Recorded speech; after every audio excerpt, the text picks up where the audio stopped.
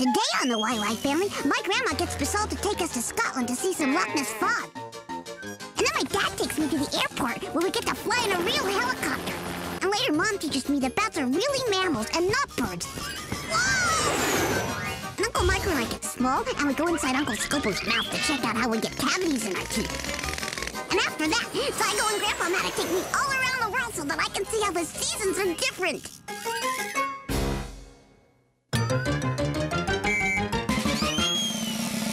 Come along with me and meet the smartest family in all the town. The YY family.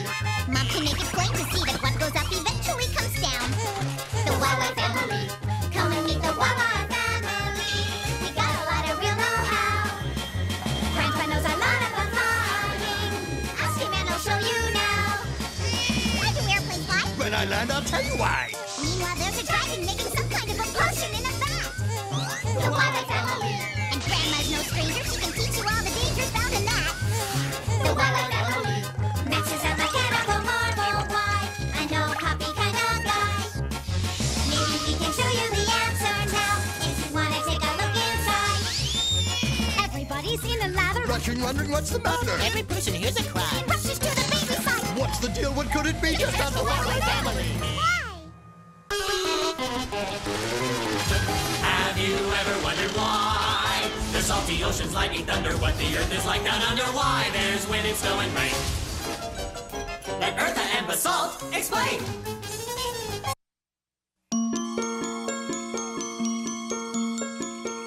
In Scotland, there's been a series of reported sightings of the Loch Ness Monster. Come on, everybody! We're leaving! Where are we going? To Scotland to look for the Loch Ness Monster. There's a monster in Scotland? A lot of people claim to have seen one, but nobody has been able to prove their stories. Now, if we can find it and prove it exists, we'll be famous. Wow! What a neat video game! No, Victor, it's a radar device.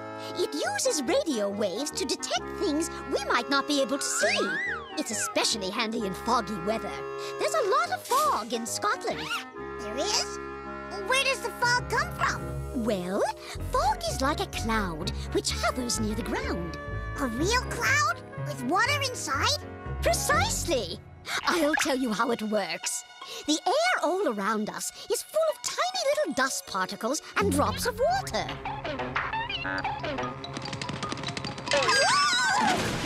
When you have a lot of moisture in the air and cold temperatures, the drops of water condense around the specks of dust. And you get fog. You weren't kidding about the fog. I can barely see Loch Ness from here.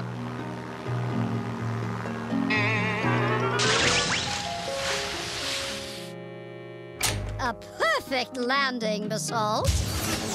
You could have used your fancy radar device to help me find a better spot to land. You mean the one that got smashed when you landed? Oh, wait here. I'll go find you a new one. We're going to start exploring.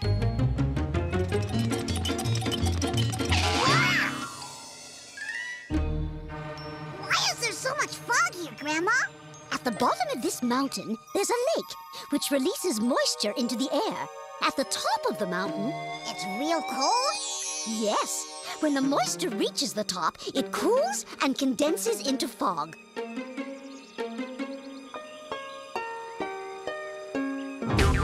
Grandma, look! The monster! Our monster seems to have gone back into the lake.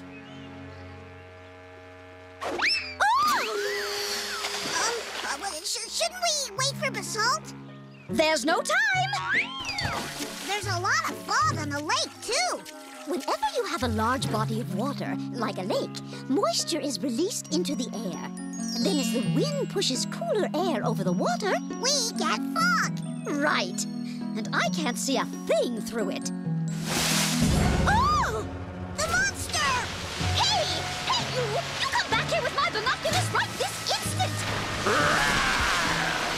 Stop that! You're upsetting Victor. Oh, I never get to have any fun. It talks? I think I recognize that voice. Basalt! Sorry about that. I guess I just lost my head.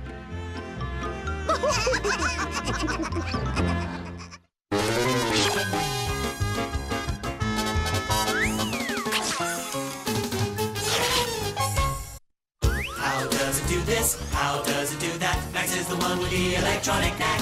Machines are his thing, so don't go berserk. Max on the job. You'll find out how they work.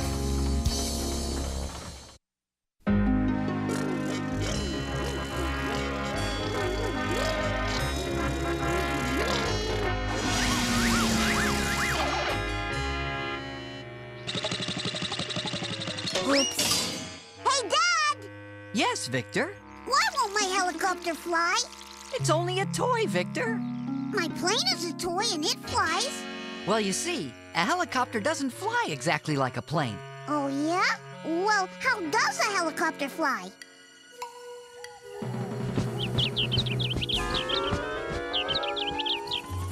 There! Just the thing! Now all we need is... And now we can get a nice close look. You see, Victor, a helicopter flies using the same principles as a plane, but it applies them differently. If you look at the blades on the helicopter's rotor, you'll see they're shaped like the wings of a plane. The top is curved, the bottom is flat. So as the rotor turns, the air passing above the blades moves faster than the air below them.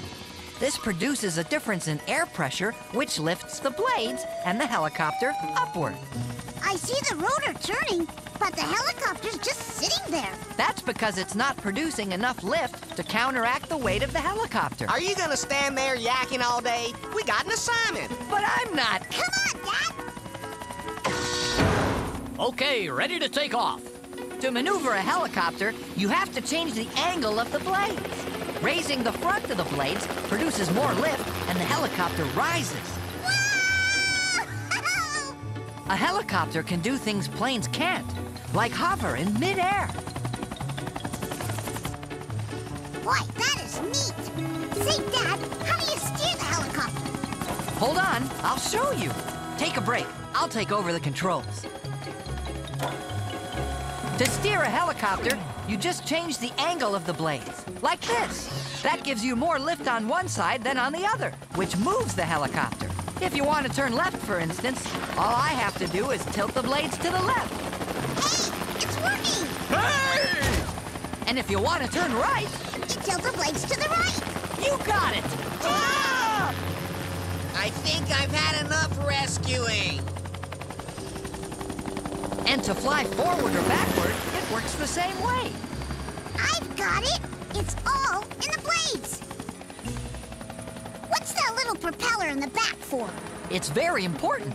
Without it, the helicopter would spin in the opposite direction of the rotor. I'll show you. No!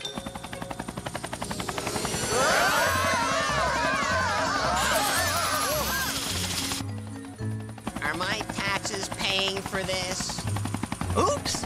Sorry, guys!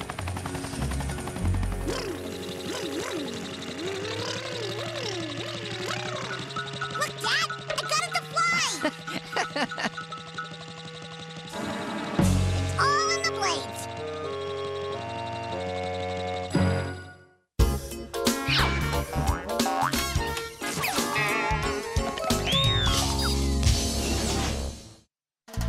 Hey, the questions that you have are not too serious. The animals and plants are not so mysterious, so have no fear. Everything will be made clear. Vanilla Quick and Quack are here.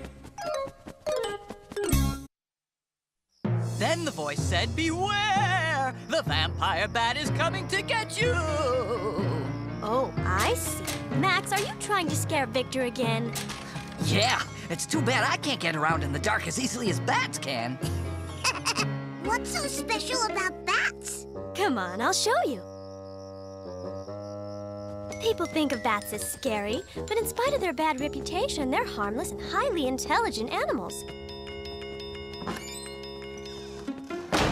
They actually help us by feeding on a variety of insects and other pests. Bats like to live in dark places like caves. But I thought birds like fresh air and sunlight. But bats aren't birds, they're mammals. In fact, they're the only mammals that fly. bats are nocturnal. That means they sleep during the day and come out at night. If they only come out at night, they must have good eyes. Actually, bats have poor eyesight. So, Mom, if bats can't see very well to begin with, how can they fly around in the dark without smacking into stuff? They use their ears. Bats sort of have their own built-in sonar. Oh, I wish they'd wake up so we can see how it works. Leave that to us. Birds! Just what I needed. Whoa! Mom, let's follow it. Hold on. Here we go.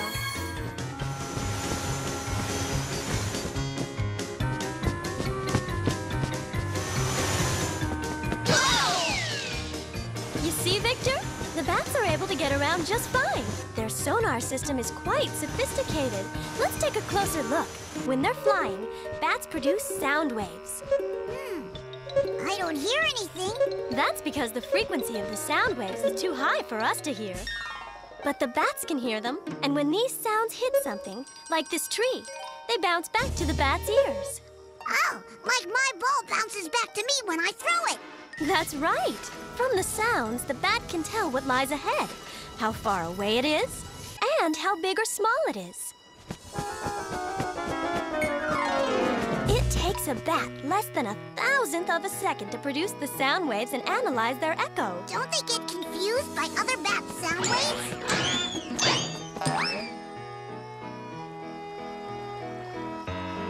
No, each bat can recognize its own cry.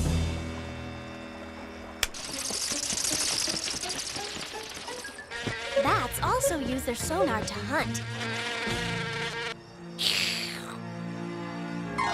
The bat's sonar can even penetrate shallow water, which means they can catch small fish. Some species of butterfly have found a way to avoid being caught by bats. When they hear the bat's sounds, they fold their wings and play dead. Other species produce their own sound waves to jam those made by bats. Pretty sneaky, huh?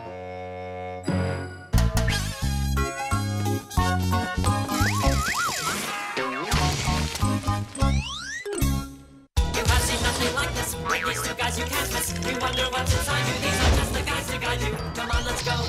Let's go, let's go. These guys are in the know. Micro and Scopo.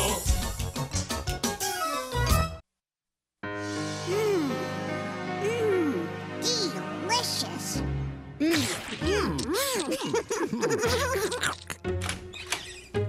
Having fun? We were just having a little snack. Both of you better brush your teeth before all those sweets give you cavities. Cavities? What are cavities? Cavities are holes in your teeth. Ew! Where do they come from?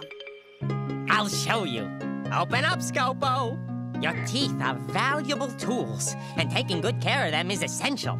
A tooth is made up of two parts, the crown and the root. The crown is the part you can see. It's covered with enamel, which protects the tooth. Enamel is the hardest substance in the entire human body. In fact, it's one of the hardest substances found in nature.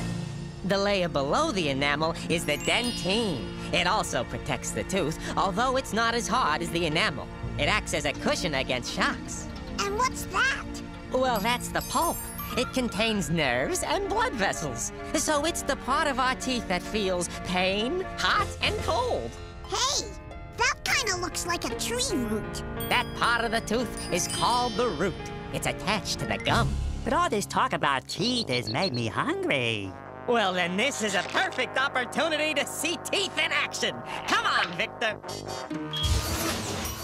Whoa! This is like being in a cave. Hey!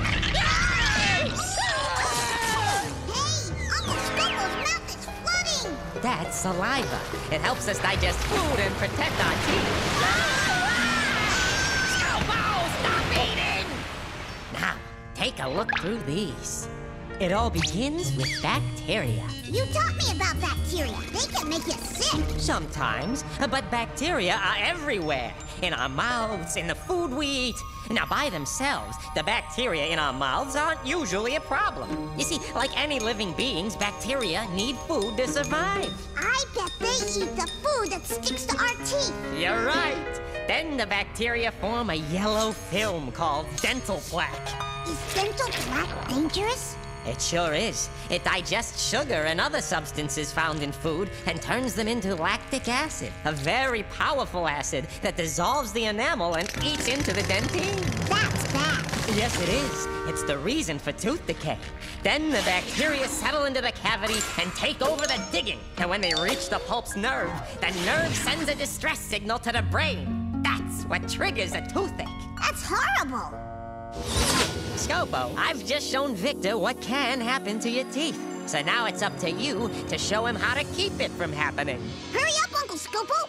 Those bacteria look hungry. When you brush your teeth properly, you remove plaque and bacteria. And you remove the food that could feed any bacteria that might remain. Good work, Scopo. Thanks. I feel minty fresh now. Ready for some more cake, Uncle Scopo? Well, I guess that's another way to prevent cavities.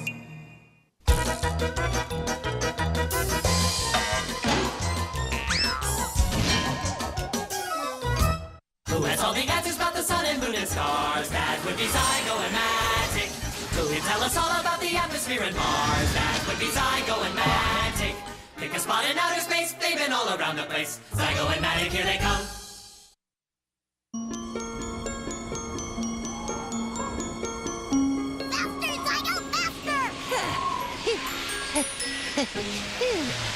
Our snowman is gonna catch cold. He's not the only one. I've had enough of winter. I'm ready for summer. First, you'll have to go through spring, my favorite season. Why are there seasons, Grandpa? The best place to answer that is from space. You know, Victor, different parts of the world don't have the same seasons at the same time. Why not? I'll show you. The Earth orbits around the sun, completing a large circle in 365 days. Wow! That is a long time. It's only a year. And this is the Earth's axis. Yeah, Grandma taught me about that. It's an imaginary line crossing the Earth from the North Pole to the South Pole. And the Earth spins around it. Very good. I bet she also explained that the axis is tilted in relation to the sun, like so. That means that if I pick any place on the Earth, the distance between this place and the sun changes as the Earth makes its orbit. So, if it's nearer the sun, does it get hotter? It sure does. That's summertime, and the living is easy. And as this place moves away from the sun, it becomes colder. Winter! Right! I'm gonna take advantage of all this sun. Now, imagine a line running across the middle of the Earth. The equator! Grandma again. Good for her. The halves of the Earth on either side of the equator are called hemispheres. When it's hot in the hemisphere tilted towards the sun, it's cold in the other one. When it's summer in the northern hemisphere, where we live, it's winter in the southern hemisphere, because that's when it's furthest from the sun. Is that why days are longer in the summer? Yes, and the days get shorter as our hemisphere tilts away from the sun. And it gets colder. But summer and winter aren't the only two seasons. There's also spring and fall. Yes, true enough, Victor. Since it takes the Earth one whole year to go once around the sun, the weather and the heat change slowly. But there are some places on Earth where there aren't any seasons at all. Where, Grandpa? The Amazon rainforest, for example. Or anywhere else that's along the equator. The sun's rays nearly always shine straight down along the equator, so it's hot all year round. And days are pretty much the same length.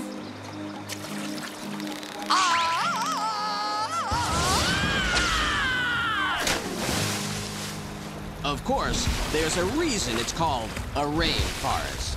I think maybe I like changing seasons after all.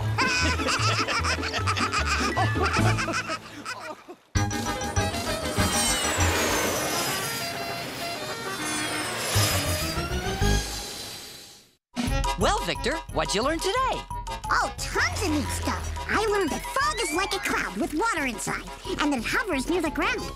I learned that the way to maneuver a helicopter is by changing the angle of the blades. I also learned that bats have really bad eyesight, but they have a sonar system to find stuff.